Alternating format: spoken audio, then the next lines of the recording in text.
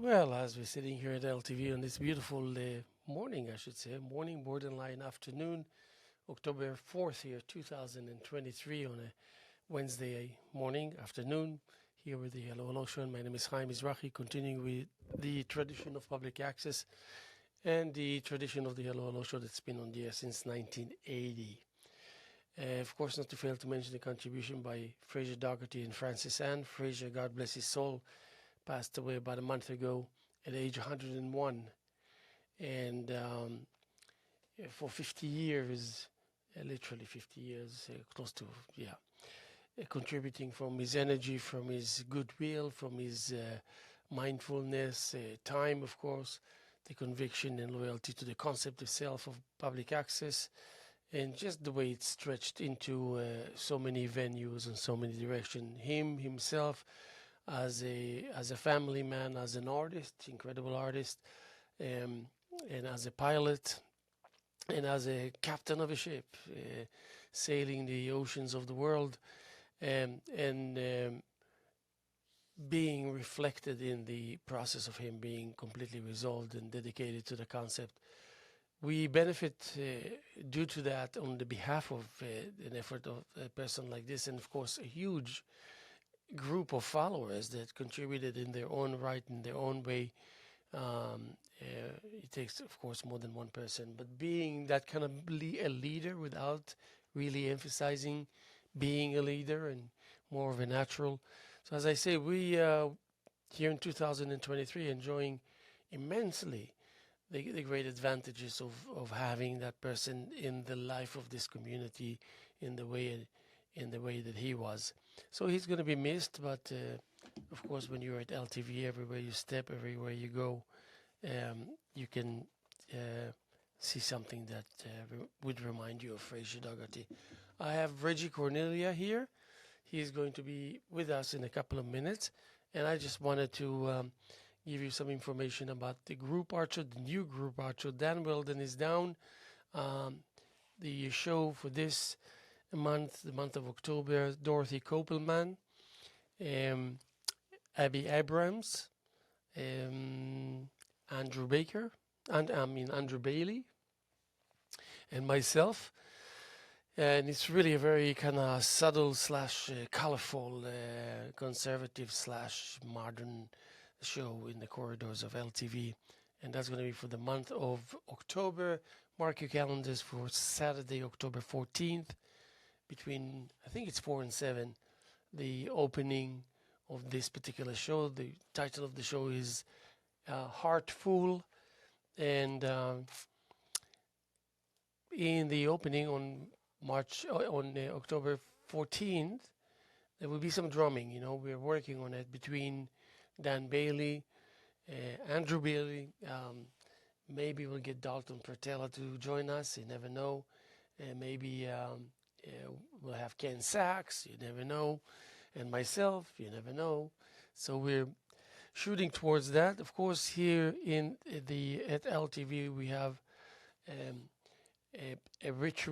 monthly ritual of having a group art show, a different new group art show every month. It's been on like this for the last 26 years, as about maybe 20 years out of which I've been kind of running it. Of course, we cannot ignore the contribution by Sabina Hindra. For 5-6 years, she started it, and she did an incredible job. Learned a lot from her, and so I took it over from Sabina, and then the rest is history. And of course, it's a concept that actually resides within a concept, and it tells you a story without you needing to press any buttons or to initiate any. It's just the nature of the beast. So, yeah, I think I'm going to fetch Reggie. Yeah, Reggie. Reggie? Yeah. I'm already on the air, so come sit down. You're good to go. I just mentioned that you're on your way. What's that guy's name I was just talking to? Yeah, Jason. Jason. You're on, yeah. I didn't realize how political he was. Yeah, anyway. So I mentioned that you're, oh, look, perfect. You can be pull that mic closer to you. Yeah, yeah. Closer to you, yeah. What flavor is this? So let me see. I mentioned that you're going to be on the air with us, and first of all, I missed you a lot. Really? People keep on asking me, what's where is Reggie and Haim together and all No, this? yeah, oh, you mean both of them? We are both, yeah, both of them as in one entity, as two individuals. So tell us what's going on. How's it going? Well, it's going okay. I've been busy with a lot of little stuff, and somehow the time flies by. I was in the Adirondacks for a lot of this summer. I did some camping. The weather was really a mixed bag. In the beginning of the summer, we had that Canadian smoke, which, by the way, those fires are still burning. The media are ignoring it as usual, something that's actually a pretty serious thing. They don't like the message it sends, so they don't report it.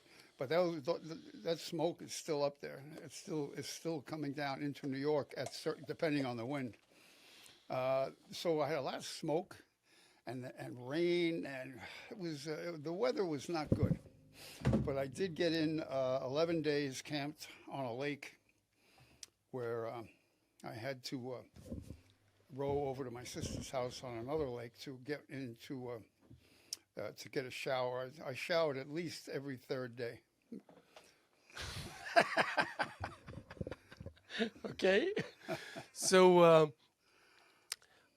I guess that politics becomes more and more kind of self-explanatory, and it's almost like it's not worth it to deal with it even because it's just kind of very lame, very almost predictable on both ends, and I'm more concerned about the trend that's going throughout the world when it comes to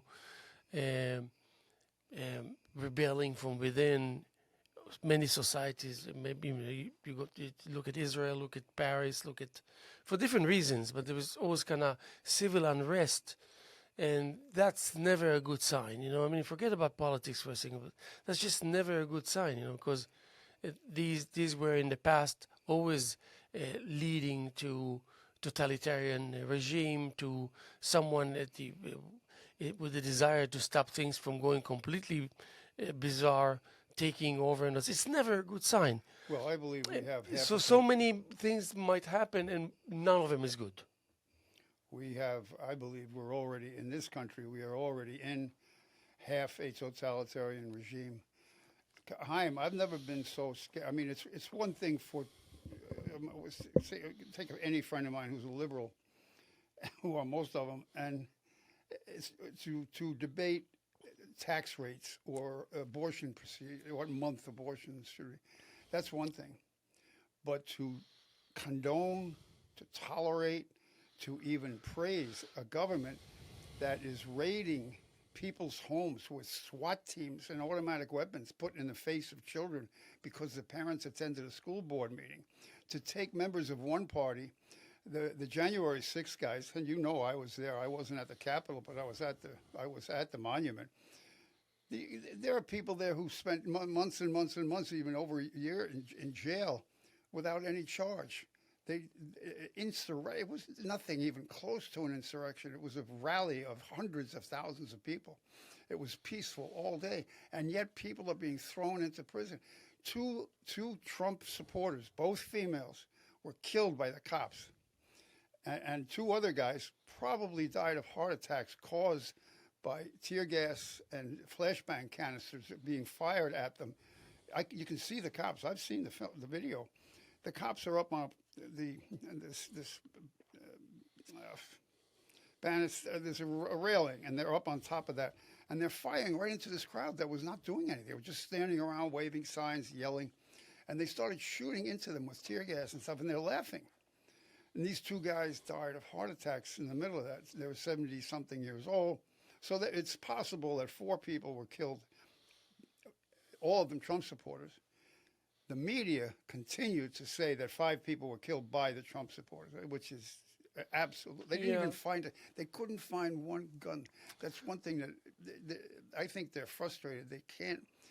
These charges are all anyway. That's so. Yeah, that's but we got. But wait, that is what's happening. We have a KGB style in the DOJ and the FBI, all these agencies that we Yeah, once but I'm trusted. speaking more of the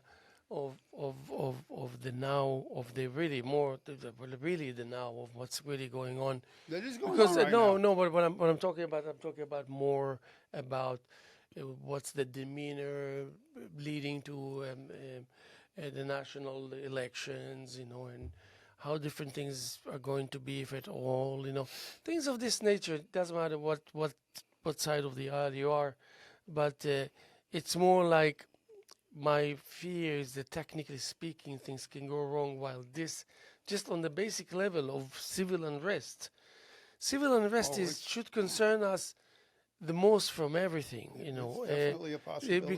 because when things go wrong there, it deteriorates fast. You had civil unrest all during the year 2020. They burned whole cities they burned whole shopping areas to the ground. None of those people were prosecuted. None of them.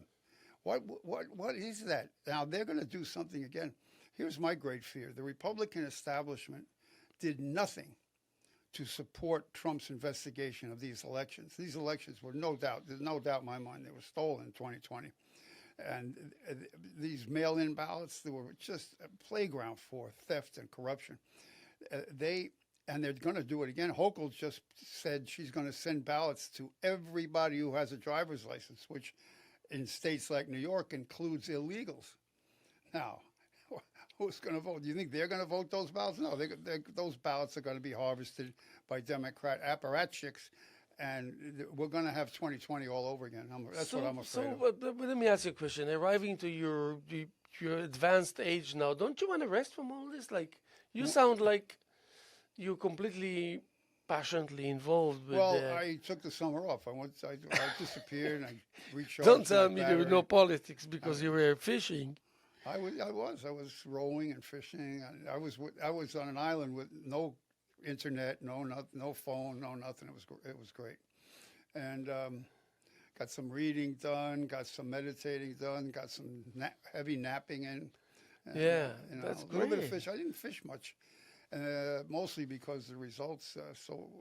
I didn't get many fish this year, but I just enjoy the Adirondacks very much because I know where to hide. Even up there, it's gotten more crowded in the summertime, but a lot of people have escaped the cities. That's the funny part. They vote in these insane left-wing administrations that put in attorney general, district attorneys who are, who won't prosecute criminals, and then to escape that, they move, they go up to the mountains. You just shake your head. It's like wrecking the house and then walking away from it, going to your summer home. But I know I agree with you. The possibilities for real turmoil. I think this election is going to be stolen just like 2020 was. And how people react to it or how they go about it this year, I'm sure that whatever algorithms they cheated with, and they did, I think they're going to be much more sophisticated 4 years later. And if they get away with these mail-in ballots again, then it's all over. It's just all over. You can't do it. Well, you can always escape to the There are as the many mountains. There's as many as 10,000 illegals coming across the border per day now. Yeah. It's insane. And they're all military-age males. Oh my 80% of them. Look at the pictures. They're 80% military-age males between, say, 16 or 18 and 45. That's what they are. So what does that mean? What are you insinuating? They're I gonna don't vote. understand. Oh. Yeah. Somebody's going to vote with their name on the ballot. I guarantee it. Okay, well, Anyway. I had a different morning before I spoke Well, you with asked me you, about and then I was politics. like more like with the coffee What did you expect? and jumping around, Well, feeling the Mets- happy. The Mets are all over. They're not going anywhere. The Yankees are another big disappointment. So you have no local baseball to watch. But I want to tell you one of the highlights of my summer.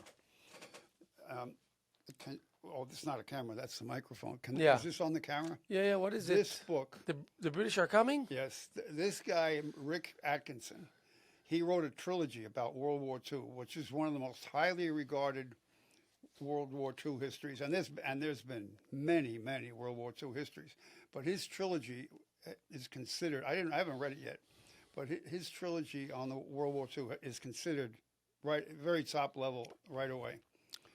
He started a trilogy on the American Revolution, and I think remember. I don't know if you remember, but I've been on a period of trying to really get myself together about the whole colonial and revolutionary period, doing a lot of reading, and I stumbled across this book, could not put it down. So how does it differ from, let's say,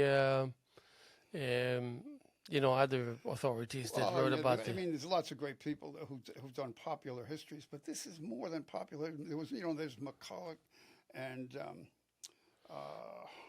Well, can you summarize what makes it special? What makes it special is that it almost reads like historical fiction because it has personalities. It has exact moments, what the guys in these camps and battles were going through.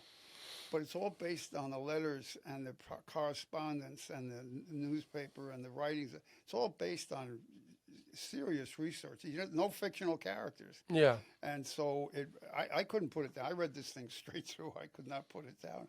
I didn't get much sleep for a few days. Yeah. He's a good writer.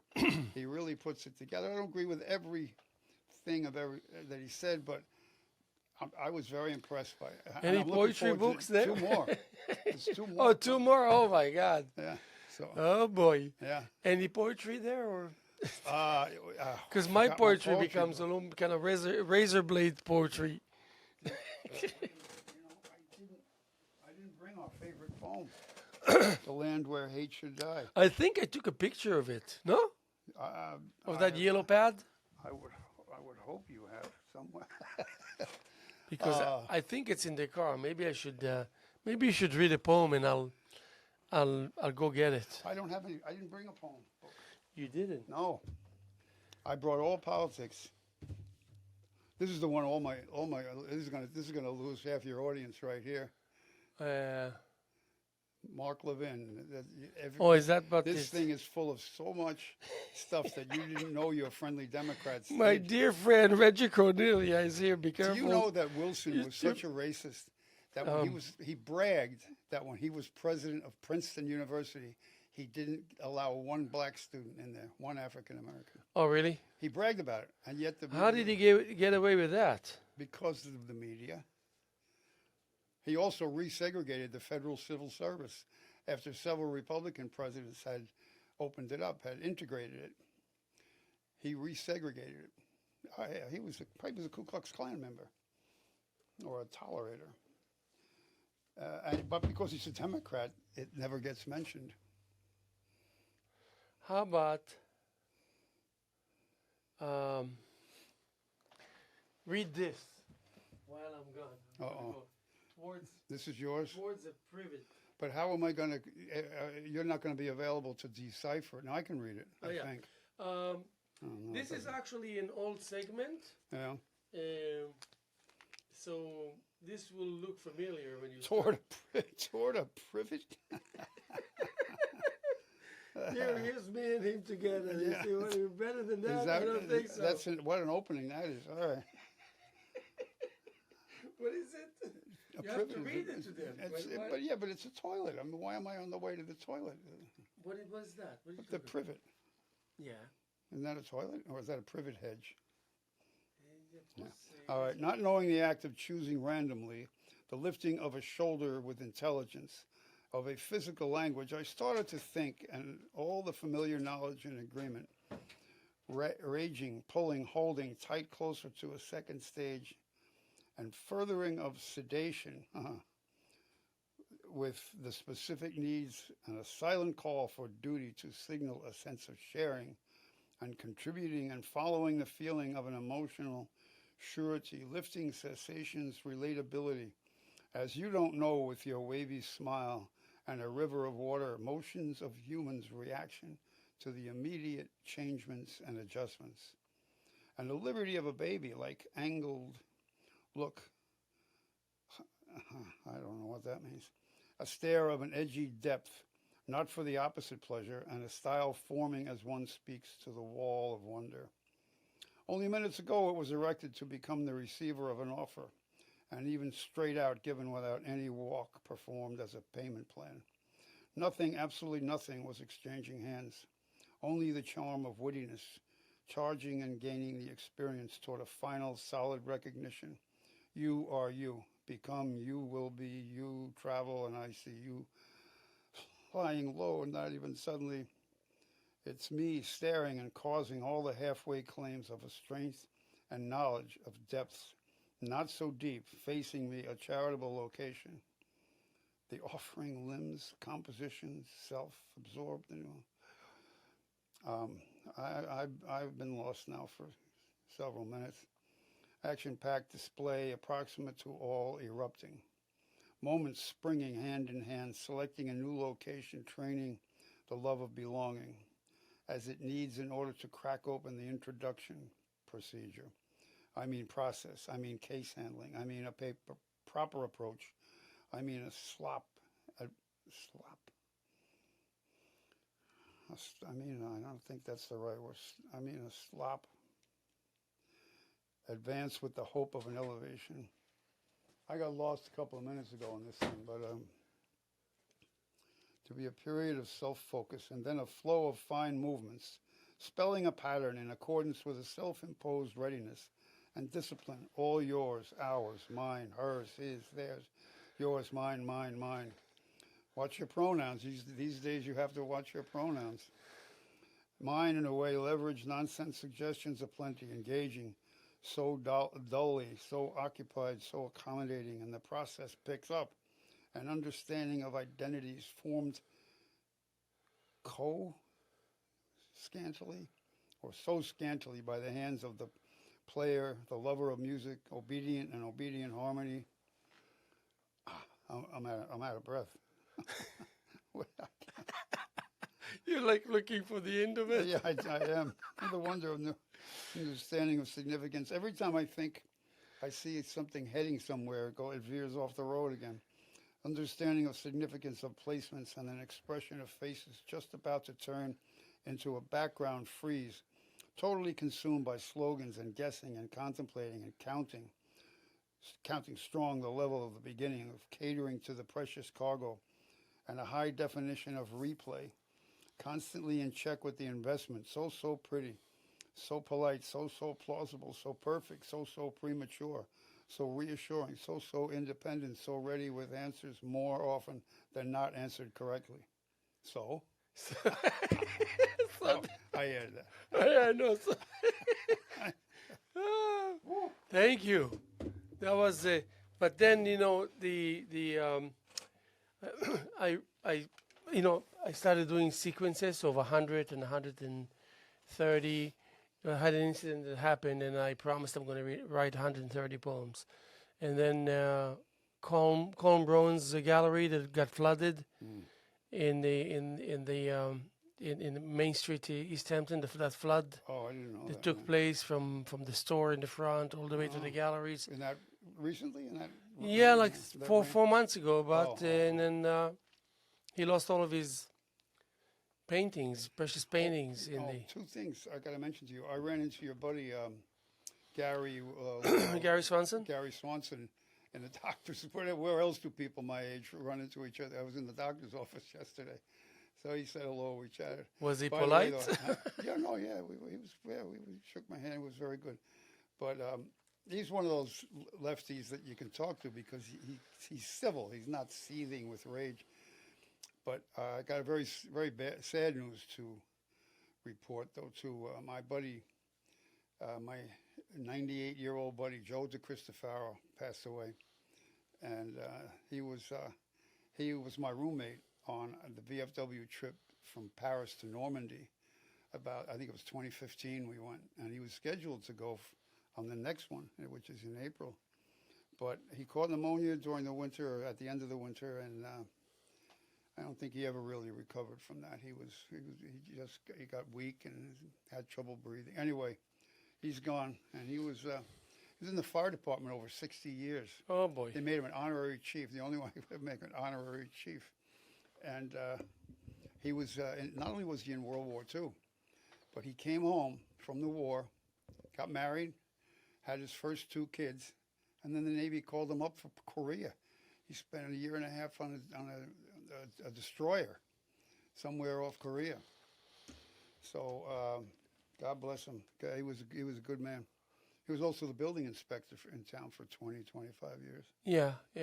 So, Well, it's so good to hear some good stuff for a change, yeah, you know. he And was, that's it's sad. He's and living to be, you know, Fraser Dougherty passed away. He was 101. Yeah. So I spoke to him 2 months before he passed away, and he was like immediately recognized me, and I was like scared to death. How come? He knows who I am even. But it was a very nice conversation, you know. So Yeah, I didn't interact with Fraser very much, but every time I did, he was always a gentleman, pleasant.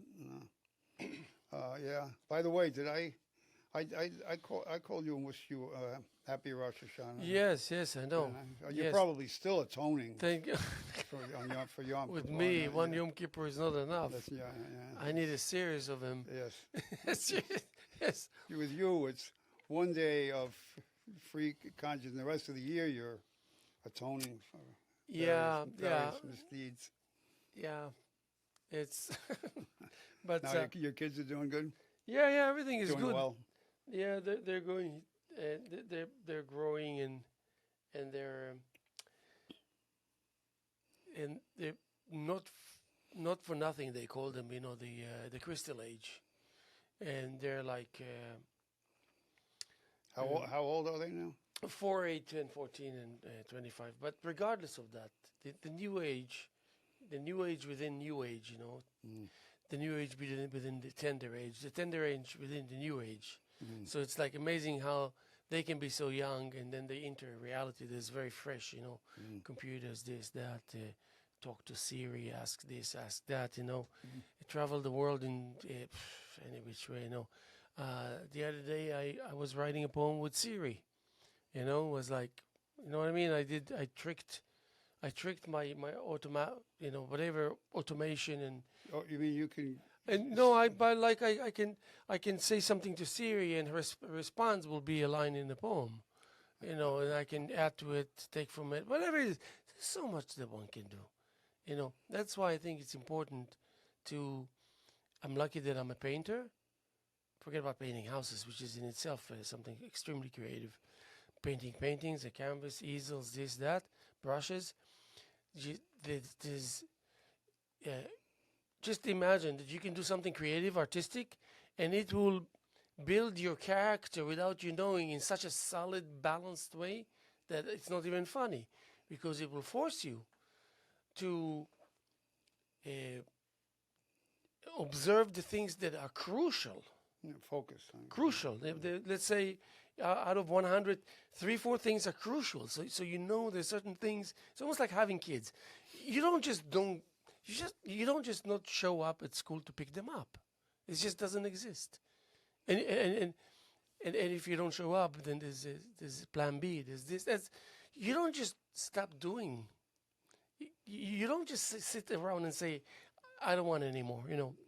So in that sense, when it comes to art, you know that the 4 or 5 things out of these hundreds of things keeping you. Do your kids affect your art in terms of material or perspective, or do you think it's just another realm of your life? Do they impact what you're doing? Well, I don't mean do they spill ice cream They on impact it, in such a way that I don't have enough time to paint. No, yeah. That's the only impact.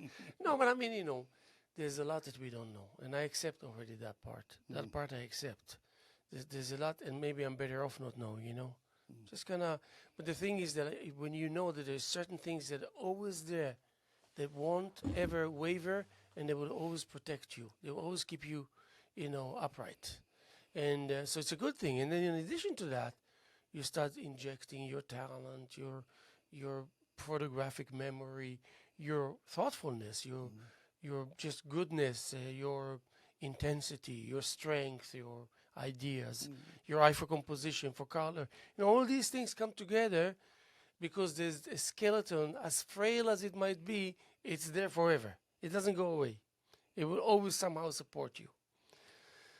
So in that sense, I think we should emphasize that, because our society needs you know, it's so easy to cheat nowadays, even when it comes to art. I can create in a way where I can just not be true to myself, and I will make really beautiful paintings if I wanted to, you know. So reality tempts you to take shortcuts because it just wants you to be to get something with the out program. the door. Yeah, it wants you to. They don't like those who stall, and slow down suddenly for whatever reason. They like the thing to just kind of go like a highway. I did something creative this summer. One thing is, I had a friend who's celebrating his 80th birthday this year as well. I had my 80th this year. So you're supposed to say, look. I'm even sitting with you now. You're supposed to say, hey, you don't look that old. old. Oh, by the way, I met you when you were like my age or something. And I met you were my age. Yeah. So. No, younger. Anyway, this gentleman, I've known him since I'm 1 year old, and we didn't see each other all the time because he went off and got married and quickly and had 3 kids, and I was still doing, I don't know what I was doing. No doubt something deleterious to my character and my pocketbook. But anyway, his daughters held a surprise birthday party for him. And I was at my sister, and this is up in the Adirondacks, and my sister and her husband were selling their house, so they were in Utica. They were busy doing that. So I was basically in their house alone during all this lousy weather, and I said, I got to get him a card. So I went and looked for a card. But how do you describe how does a birthday card describe an 80-year friendship? If there's nothing. So I sat down. I said, I'm gonna write a little something. So you wrote a poem. I wrote a poem, and see, and I worked at that damn thing every day of course I didn't have any. I can't do it. I can't do the formatting on my iPad, so I just gave up on that. I had to handwrite it about 15 times before I finally got it the way I wanted, full of cross outs and everything. But it was a big hit. It was a big hit at his daughters told me to read it at the party. They gave this surprise party for him, and I didn't, and it was a big hit. So that was my one creative act. I wrote for Dan Weldon at the Poxabog. No, Dan Weldon, the artist. Oh no. Do you know him? No. So I don't know if it's this here or they had this project up island where poets and sculptors got together, and each poet or each it was assigned a sculptor that they have to write a poem, and it was outside. It was great up island somewhere. I don't remember the name. And then we gathered in one day and had a whole ceremony where we would read the poems that were written for the sculptures, but not before the whole crowd goes through that little park there and checks out all the sculptures. So I wrote for Dan Weldon's sculpture but this is something for you maybe to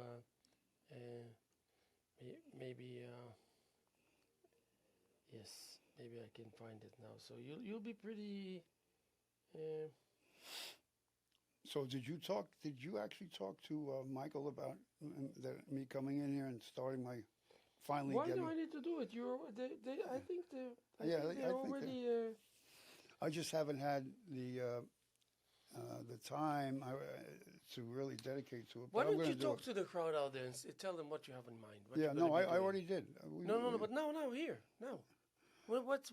Well, what I'd like to do is, I was, and I almost said to myself, listen, you're too old for this. Get away from all this. Why call yourself agita? But this year, to me, is the most critical year, politically speaking. And I know you can say that about a lot of periods in our history, but I believe that the far left has taken over so many of our institutions of government, of academia, even right down to elementary schools. Whoever thought that they'd be putting on drag shows in third grade classrooms? I mean, it's a preposterous idea. If you said that 10 years ago, you'd be laughed off the stage. But it's happening, and so I thought I'm going to stick around and do this show for this year and see if I can't stir up at least some thought. I think that's a great idea, and I would love to come on your show, and I think you're going to do very well. You're going to do very well. But this is a poem that maybe will make you proud of me, that I wrote for the. You mean it's called? It praises me in there. It says nice things about me. It's called Intertwine. Intertwine. That's actually a good word, no? Do you say intertwine or intertwine? Hold on. I know. Uh-oh. That's. I hope they're not going to give you good news now. That's like. So this is called Intertwine. Hold on a second. I never know. I try to shut the sound down and it doesn't let me. It's on the side. You have the button on. I know. There it goes. Jeez. Okay. Oh yeah. Intertwine. A blind spot flows from within. It chose to be a repeater of life. It surpassed the requirements of decency, while I stare and calmly divide the tension so casually handed to me. Solely rhyming, flesh expansion, bright-eyed branch spirals, as drum rolls speak the language of night dreamers. Here it resembles a soft baby, fast growing into expansions, blending with vigor, breathing between the lights of mystery in the pathways created with each calculated gesture of growth. Dreaming like a quiet hero. Like hero. Hero, oh, okay. It's a good line, no? No, well, I like quiet heroes. Yeah, quiet hero. Dreaming like a quiet hero. Like the sing-along of faces staring squarely at the momentary flashback. Dreaming like a firstborn. Squeezing with a first might, with innocence of brave forests. With much deserved admiration, with letters of bright delights circling the vicinity of hidden masters foraging. Green pasture, the place to plead. Pasture or posture? Pasture. T-U-R-E. No, but P-A-S or P-O-S? P-A. P-A, yeah. Green pasture, the place to plead. A grown-up plead. Sleep deprived, an eye blinking this moment. It leaps over. The crunch of the wind restores a recovery. You hint, in your own way, a form and a speech. A rhyme slows down with grace. The hesitation of Mother Nature whispers the truth in our ears. It is, after all, a river of love. Sounds like my week on the island. Yeah, listening to Mother Nature. I had no choice but to be quiet. But to be quiet? Oh, yeah, exactly. Who are you going to talk to anyway? I was heroically quiet. Yes, and it came, so it was like second nature to be spatial there, no? So how do I look, though? Am I just right? No, the camera is always on me, so... Oh, it's always on you. How do you like this new setup? You got a nice rug? Yeah, oh my God, can you believe it? Yeah. Yeah, like I mean, I kind of, first of all, I really think you should push the fact that you want to start immedially, and I'm sure we can talk to Michael. I think he's here now. You'll be on my first show. I would love to be on. Since it's you'll be held responsible. I will be. Well, you learned a thing or two. Yeah. Well, you're going to be a natural. Would this be the same setup as you have here? Yeah, you're going to sit here, yeah. You can sit here. Yeah, absolutely. Just like that. That's your painting back there, I assume. Which one? The one right behind your head. Oh, this, yeah. Yeah. An old one. Now it's time for it to go. I like the energy, the color. Yeah. I like color. You know that. It's Since good. I don't know anything about art, the color is the only thing that means anything to me. Yeah, I'm like you actually. You know, it's been a long time since we spoke about art. Did I tell you what happened to me when I went to John Singer Sargent, painter? He did oils, but he also did watercolors, and I think he's one of the greatest, certainly greatest American painters. Do you ever see his stuff? Look it up on John Singer Sargent. Anyway, so John Singer Sargent, Sargent. So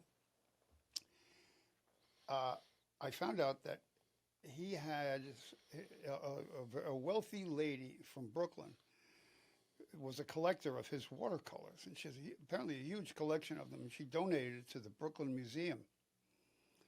And I said, geez, early in the early 1900s, so even when I was living in Brooklyn and going to school at Brooklyn College, I could have gone down and visited these things, but of course I had other interests at that time.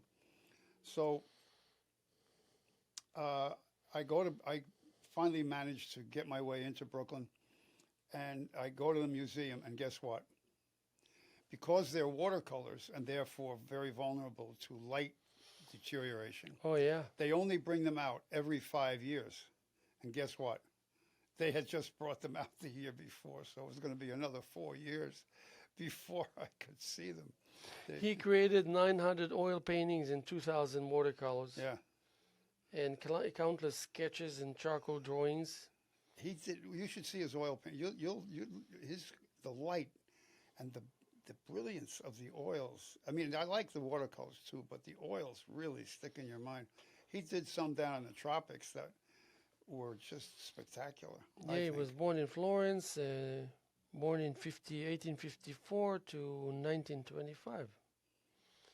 Wow. So,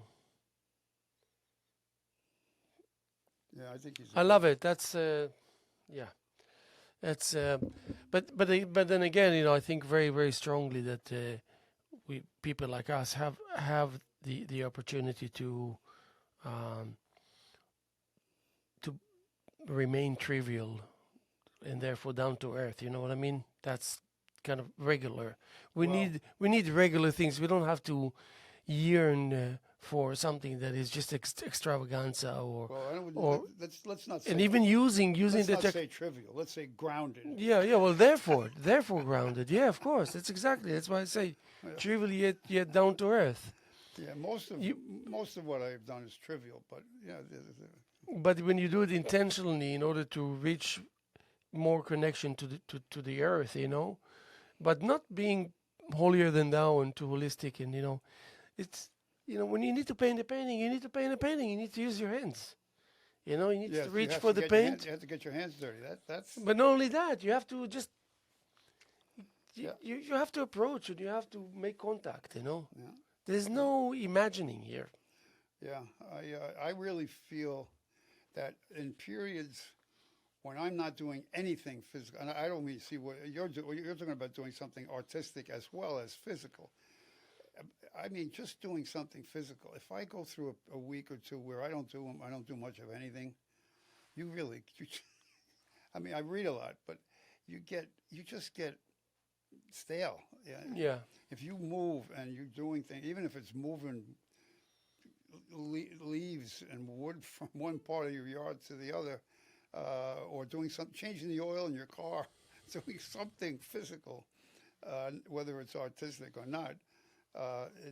It's much more energizing than vegetating. That's for sure. But I always feel guilty when I get in these. You watch these TV series. I don't even have cable, so I don't watch much TV. But when I do, I get into these shows, and I hate the idea of coming back next week to look at the next episode. So I binge watch them. The other day I started watching. You're hooked. That's it, huh? Oh, you binge watch them, and then you feel so. The next day your ass is dragging in the morning, and you just it takes 4 cups of coffee to get going, and you just feel, wow, I overindulge. It's like it's like overindulging in anything.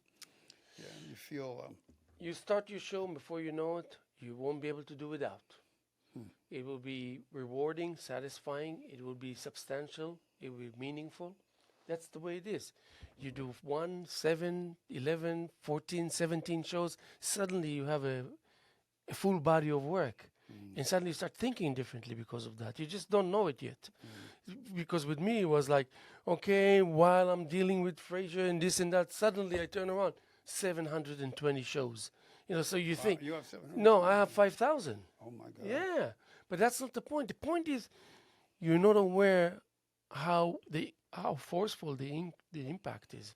Yeah, to do And it helps you. You don't have to work so hard on trying to kind of progress and advance.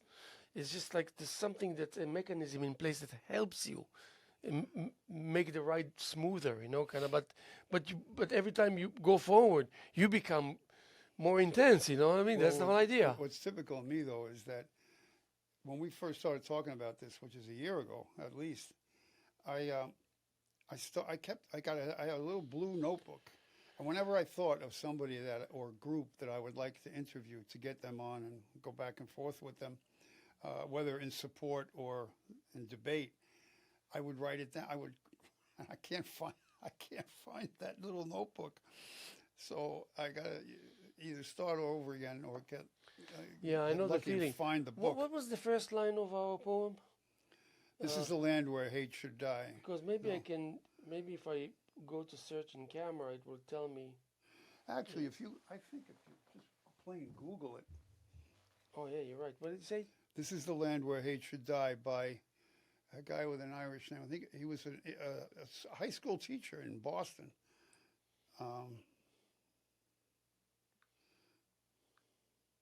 O'Brien, maybe? This is the land where hate should die? Yeah.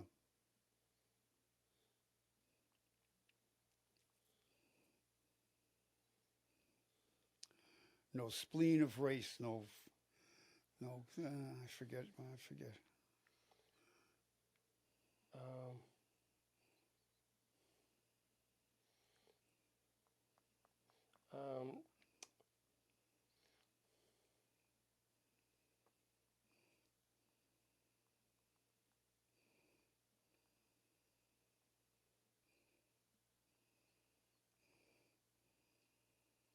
Okay, yeah, here we go. Dennis Aloysius McCarthy. Okay. 1871 to 1930 something. Okay, I'm going to read something and then you can close with the okay? Yeah, if it comes up. The title is here, but I don't. Oh, well, maybe it will come up. Yeah, we did. Jesus, you'd think I would know it by heart. But yeah, there it is. Okay. There it is. Okay. Can you keep it for a second? Yeah. Okay, so here, this is the 93 out of 100, okay? 93 out of 100. Number 93 out of 100, okay? These are like Shakespeare's sonnets that you have now. Haim's. It's Haim's sonnets. Sorry, 92 out of 100. Granted you are a provider of comfort and grace, there is a passage reserved for you for your passion. Sleeves rolled up, seem pretty elegant and coarse. This is the granting of entry through which you seek your demise. Slow burning it is in its early stages, quickly enough to dissipate, and resentments become an invitation for close visits. You knew, though, you still allowed yourself a full say. It's been a while. You knew the length of tragedy, personal and small, though still carries a punch, a feeling of speed, traveling too close for comfort. I realized your shadow blends with the dark, and you accepted hiding, learning to grasp the change for self-assuring and the vision to bring you closer to a flat chest, revolving around the extreme reaction, sipping on the sweat of others. Sipping on the sweat of others. Yeah. Ah.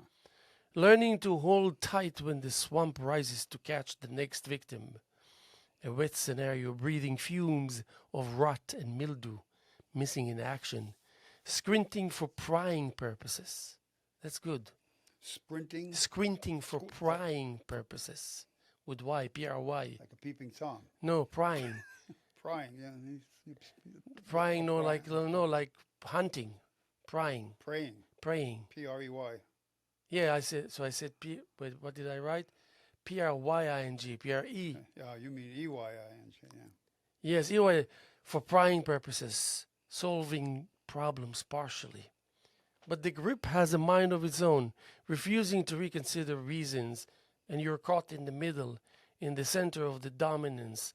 Only a shine from an available crack can pull you out of the role of disappearance. And lucky for you, hand is stretched forward to accept the gestures by the crowd, whom never forget in this case, your shining light extends beyond the vagueness of the moment.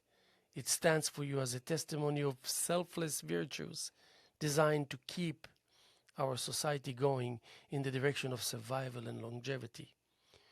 Worry not, you, a poetic soul that you are. You operatic soul? The poetic soul. Oh, poetic soul. Okay. Worry not, you, the poetic soul that you are. Worry not.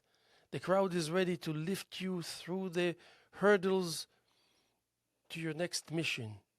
You can keep that smile of yours and soft demeanor for the next lucky bunch to benefit from the rarity of your extravagant goodness, roasting your feelings in the face of evaporating emotions. These are the kind that linger for as long as they're permitted. For a moment you weren't sure whether you follow your instincts, as you were proven right every time you followed them in the past. Wow. I like that. I really like that one. So, it's like, wapapam-kakam. You're talking about heroes and quiet poets. Is this a new kind? Come on, get this. All right. Dennis Aloysius McCarthy. Oh, God. All right. Hold on a second. This is the land where hate should die. No feuds of faith, no spleen of race, no darkly brooding fear should try beneath our flag to find a place. Lo, every people here has sent its sons to answer freedom's call. Their lifeblood is the strong cement that builds and binds the nation's wall. This is the land where hate should die. Though dear to me my faith enshrine, I serve my country well when I respect beliefs that are not mine. He little loves his land who'd cast upon his neighbor's word a doubt, or cite the wrongs of ages past from present rights to bar him out. This is the land where hate should die. This is the land where strife should cease, where foul, suspicious fear should fly before our flag of light and peace. So let us purge from poisoned thought that service to the state we give, and so be worthy as we ought of this great land in which we live. I love that. I love that poem. You didn't lose your uppercut. You did it. Very effective punch. Let's not go there about how apropos that terminology is. I bet you uppercuts plenty in the past. Okay. Oh, thank you. I appreciate it, Reggie. And let's just mention that we're sitting here. It is October 1st, no? Like 4th. 4th, yeah. 4th. October 4th, Wednesday afternoon here with the Hello Lotion. My name is Haim Mizrahi. Again, my estranged guest, Reggie Cornelia, is finally here back with us. And then look forward to see this guy. Probably is going to start his weekly show. Should be weekly. Definitely. Yeah, I don't think I could do more than a week. I know that